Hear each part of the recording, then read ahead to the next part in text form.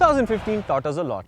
In September, for the anniversary issue, we took 5 adventure tourers and headed down a completely unknown road somewhere in India, and we discovered that the motorcycles work absolutely brilliantly in our conditions. And 3 years before that, we've ridden the Ninja 650 over and over again and repeatedly come to the conclusion that that kind of value for money and a few basic things like ABS would make a brilliant package. And that is exactly what I have with me today, the Kawasaki Versys 650, an adventure tourer style motorcycle with ABS that promises to have the same value for money proposition as the Ninja 650. Has Kawasaki absolutely nailed the middleweight motorcycle for India? Let's find out.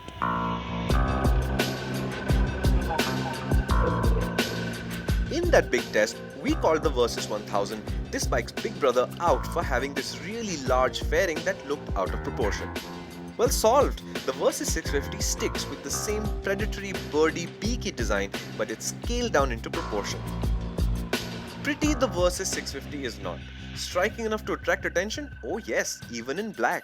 And yes, I'll say it, that is not something that is often said about the Kawasaki Ninja 650 or its not so pretty but affordable cousin, the ER6N.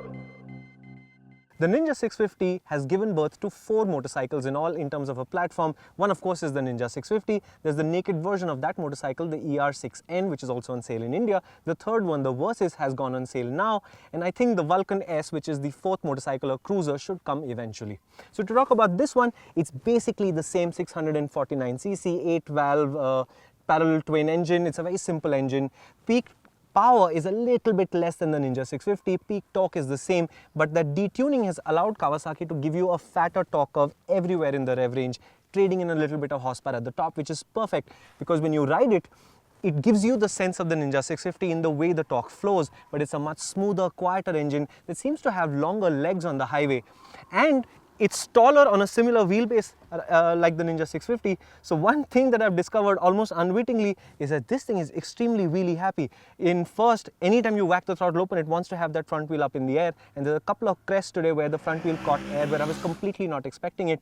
And I don't even think the Suzuki GSX S1000, one of my favorite motorcycles last year, did that. This one does. So very nice engine, proven, reliable, and I think it's got a naughty streak too. I like it. I also love the sense of control and poise that the suspension gives the Versys handling. It's an unlikely machine to corner with that seat height, but it does work rather well.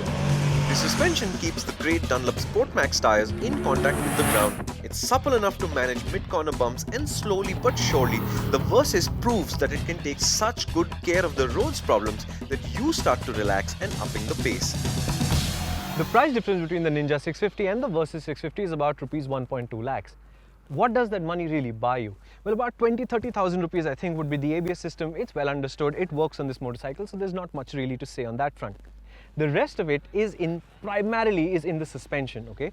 So in the front, you've got Showa separate function forks. They're a lighter version of the normal telescopic forks with each leg doing a different function. So if you look at the caps on the forks, one fork only allows you to adjust rebound, the other one is for preload. It's a significant jump in sophistication over, for example, the Ninja 650's forks, but more importantly, by separating the function, you get a lighter fork, and on this bike, I think the ride quality is much more supple and absorbent than the Ninja 650. That's a big upgrade. The second upgrade, and not such a big upgrade, is that the rear shock now has a remote preload adjuster. What that means is, as the load on the motorcycle changes, let's say you have a pillion or luggage, you can just twirl a little knob instead of having to mess with a C-spanner to change the preload on the motorcycle and ensure that the suspension is in its happiest zone for that load setup. These two upgrades make a massive difference if you're going to load this thing up with luggage and go for a long distance, something that the bike literally begs you to do. The extra torque Kawasaki tuned in and the newfound smoothness of the 649cc motor really do present themselves rather well. Gone is the slightly ploddy, heavy feel of the Ninja 650 engine. The Versys feels slick, light and quicker to respond. There is that slight numerical peak power output difference, but I'd say pay it no mind at all. This engine knows exactly what is needed to commute, to munch miles and to climb a steep mountain road. Beautiful, it's just beautiful. The only thing I'd change is the gearing. Kawasaki share the whole gearbox with the Ninja 650 and that shows.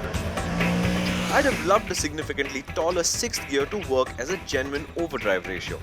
125 kilometers per hour is about 6,500 RPM in 6th gear.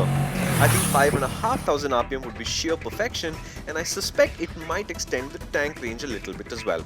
But it's something to ponder really, because the motorcycle as it is absolutely wonderful.